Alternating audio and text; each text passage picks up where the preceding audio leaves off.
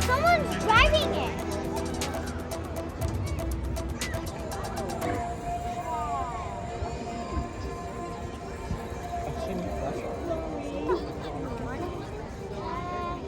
For many thousands of years, the place where you are standing now was the site of huge interclan gatherings.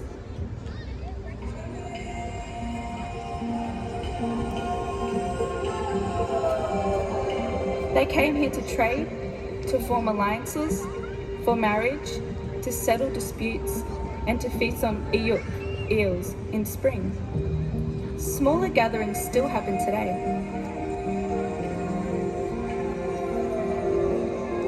Welcome, friends of Naarm, the land of the Wurundjeri people.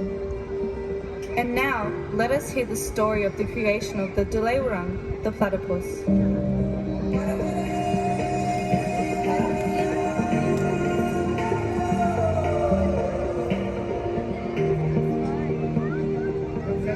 The waters of the mighty Birrarung, the Yarra, flowed as one, but the animals who lived there were divided.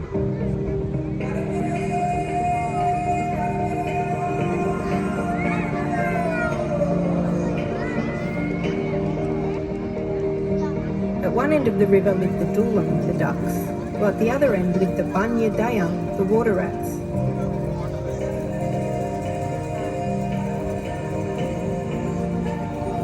Dulum parents told their ducklings never to visit the Bunya Dayung because they were dangerous.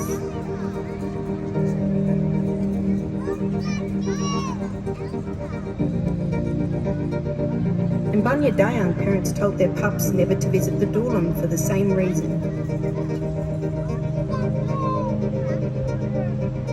For many years, the Dulum and the Bunya Dayung lived at opposite ends of the Birrarung, divided and afraid of each other.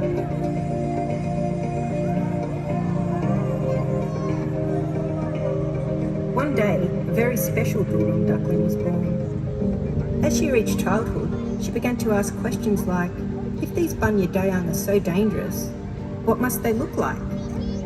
When her parents had their backs turned, she slipped away and headed up the river, closer and closer to the bend behind which the Bunya Dayung lived. But when she reached the curve, she stopped.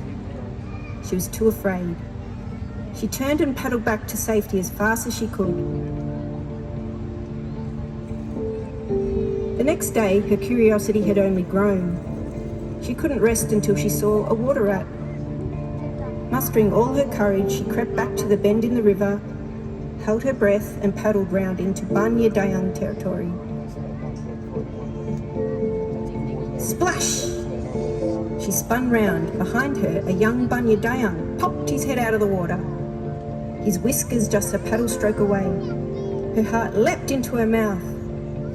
She powered home as fast as her webbed feet could carry her.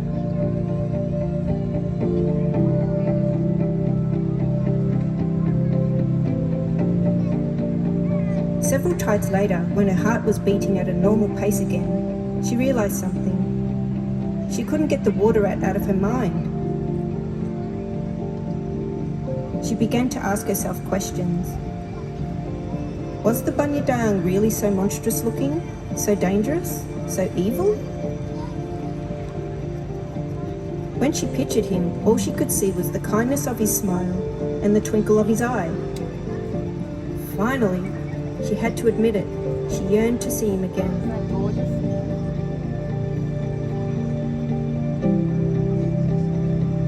She paddled back to the curve in the river, this time with long, confident strokes. She turned the bend, eyes darting, searching for the water rat. And there he was, the same smile on his lips, and the same twinkle in his eye. They started to play.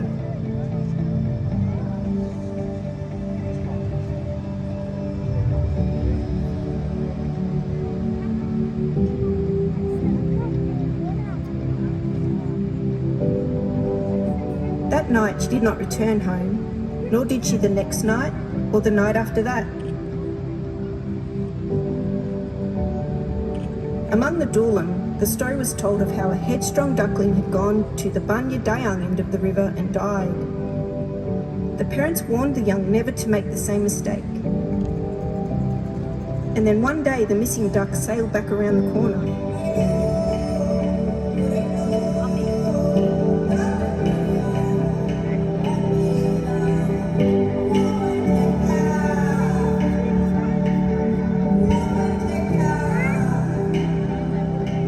Every Doolam stared as she came around the bend. But even more surprising than seeing her alive was what was behind her, a group of babies.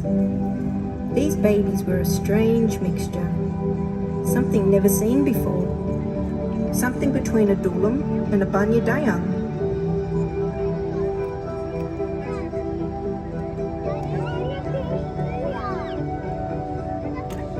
Seeing these creatures with their duck mother on one side and their water rat father on the other, the watching Doolam was struck by a truth. It was possible for the Doolam and the Bunya Dayang to live together. It was not only possible, it was wonderful.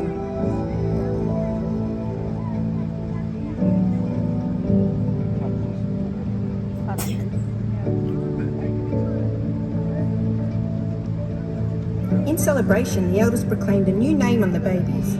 They called them Dulaiwarung, or Proud Lips.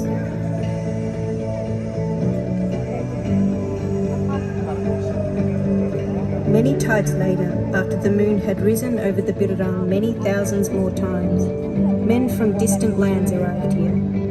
They called the animal Platypus,